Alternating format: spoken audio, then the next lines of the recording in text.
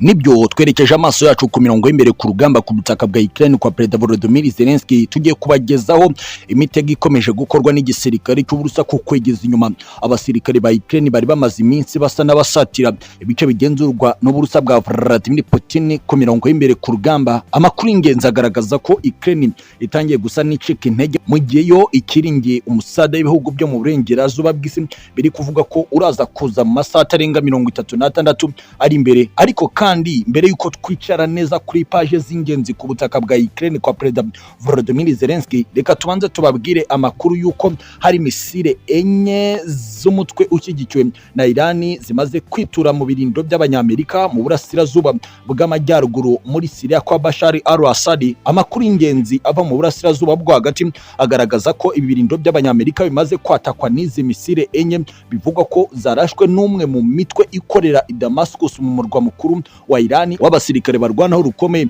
mu itsinda rya Iranian Revolutionary Guard Corps rishyigikiwe n'ubutegetsi bwa Ibrahim Said Raisi bwa Tehran. Amakuru y'ingenzi agaragaza ko ibirindiro by'abanyamerika biri mu gace kitwa Koniko ahari amariba ya peteroli mu ntara ya Deir ez-Zor mu burasirazuba bwa Syria ari byo byarashweho bikomeye n'izi misile enye. Ati misile enye zituye mu birindiro by'abanyamerika mu gace ka Koniko, kandi umusaruro wavuyemo nuko hari kugurumana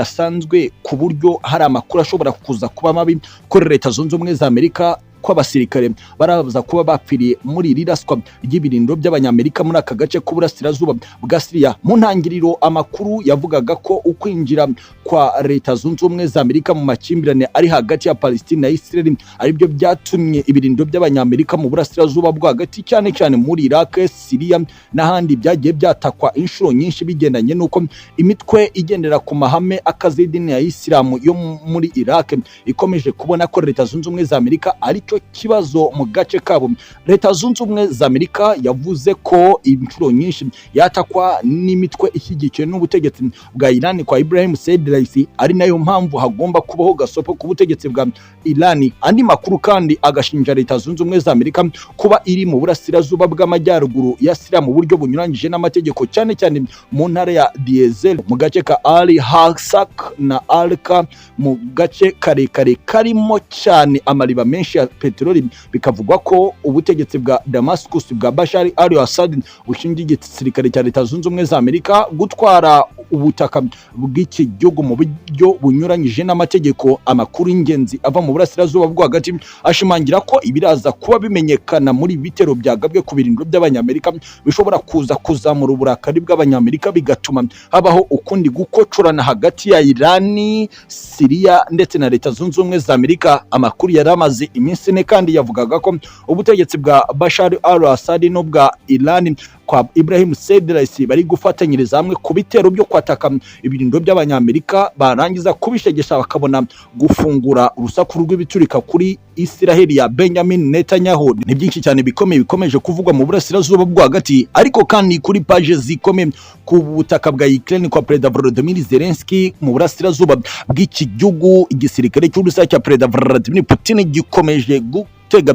imitego ndetse no kwigiza inyuma abasirikare ba Ukraine bari mu bice bigenzurwa n'Uburusiya kubigiza mu birometero byinshi. Amakuru yazindutse agaragaza ko nibura mu buryo busa n'ubwagutse igisirikare cy'Uburusiya kimaze gusubiza inyuma abasirikare ba Ukraine birometero 17, ibituma ibyo bice byose bijya mu bice bigenzurwa n'Uburusiya nk'ibice bishyashya, kandi k'abasirikare ba Ukraine bakomeje kwatakariza ubuzima ari benshi. Bikavugwa ko impamvu y'umuvuduko wo gusubira inyuma kw'ingabo za Ukraine ari uko umusada ku mirongo y'imbere ku rugamba wamaze kubashirana, kandi ko icyizere bafite cy'uko mu masaha 36 baraza kubona umusada w'ibihugu byo mu burengerazuba bw'isi nacyo gitangiye kuyoyoka bigenanye nuko amasaha n'ubundi bari bahawe yo gukomeza kwirwanaho ngo bategereze uwo musada yamaze kurenga. Ibigaragaza ko Vladimir Putin nawe ashaka gukora ibishoboka byose akigiza kure abasirikare ba Ukraine mu rwego rwo gutanga umutekano ku basivile bari mu bice bigenzurwa n'Uburusiya bwa Vladimir Putin. Andi makuru dukesha ibiro ntaramakuru bya leta y'Uburusiya Riano Voice agaragaza ko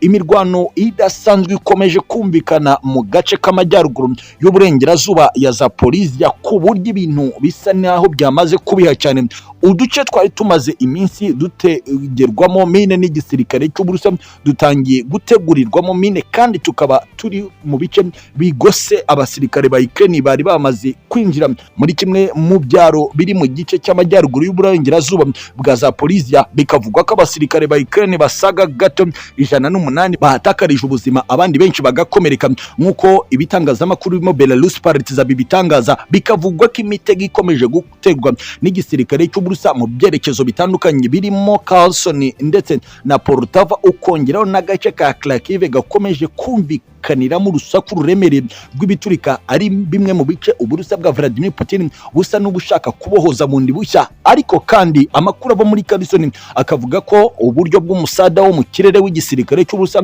ku butaka no mu mazi y'inyanja y'umukara hose hari gukoreshwa ingufu z'ibiturika ku kurasa mu bice bigenzurwa n'ubutegetsi bwa Kiev kwa Perezida Volodymyr Zelensky. Bikavugwa ko Kherson byanze bikunze Vladimir Putin ayishaka kububi no kubwiza kugira ngo abone imbago zimutandukanya n'ubutegetsi bwa Kiev zinyuze hagati ku mugezi wa Dnipro, nk'uko amakuru abivuga. Bikavuga ko impamvu ya Kharkiv iri kumvikaniramo isibano rikomeye ry'ibiturika bihambaye ku mpande zombi ari uko Kharkiv Perezida Volodymyr Zelensky nawe ayibona nk'iturufu ikomeza kumufasha guhagurukirizamo ibiturika bijya kwitura ku butaka bwa Vladimir Putin muri Belgorod, ari nayo mpamvu y'imirwano ikome muri ibi bice. Ariko kandi igitangazamakuru Bomb Today cyavuze ko muri Kiev y'amajyaruguru hongeye kumvikana ibisasu bigera muri 16 mu rukerera rw'uyu munsi, ariko ko ibyo bisasu byasaga nibigamije kujya kwataka ikigo cy'indege za Antonov zisa n'izizana umusada ku butaka bwa Ukraine zivuye mu gice cy'amajyepfo ashyira uburengerazuba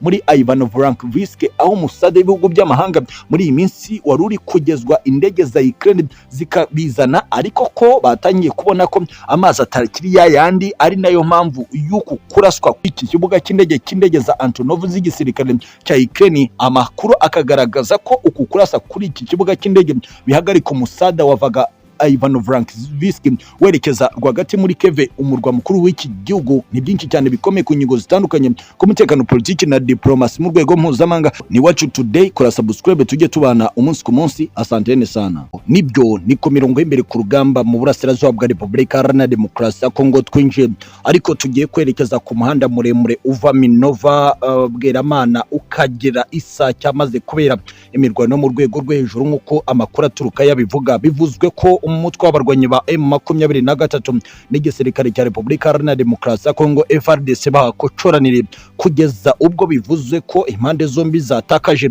kubera ko hagati yabo mu kibaya bose bafite imbunda ziri kurasamo, bigatuma hari umukwabo M23 yashakaga gukora ku gutambamira imodoka z'igisirikare cya repubulikademocarasiyacongo zashakaga gutambuka muri uwo muhanda. Nk'uko amakuru ava muri aka gace bivuga, bivuzwe ko hari ingufu nyinshi z'igisirikare cya repubulikademocarasiyacongo ku musozi umwe witegeye Bweramana, ku buryo ari naho hari abasirikare ba M23. Bivuze ko bakocoranye kuva amasaha y'isa 5 kugera mu masaha y'isa 7 kuri uyu munsi. Amakuru y'ingenzi ava mu burasirazuba bwa repubulikademocarasiyacongo avuga ko uko ibintu bihagaze kuri uyu muhanda muremure wa Minova ari bigaragaza ko mu masaha make ari imbere ibintu bishobora kuza gutangazwa ari ibindi. Abo bose bari mu mugambi wo gushaka uburyo bwo kugenzura Minova yose ukerekeza kugeza muri rompe ya Sake, nk'uko amakuru abivuga. Gusa hakaba hari ibice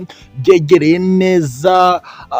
umujyi wa Sake biri mu maboko y'umutwe w'abarwanyi ba M23, nubwo muri Sake mu mujyi rwagati ho hagenzurwa n'igisirikare cya leta FARDC. Impamvu ya ngombwa ituma M23 ngitinjira muri Sake, nk'uko amakuru ava ku mirongo y'imbere ku rugamba abivuga, nuko batinya ko mu gihe bagera muri Sake bashobora gukocorana n'ingabo za leta FARDC, bigatuma haba ubwicanyi ku basivile bacucitse muri uyu mujyi wa Sake. Amakuru ingenzi rero agaragaza ko uyu muhanda Minova kwerekeza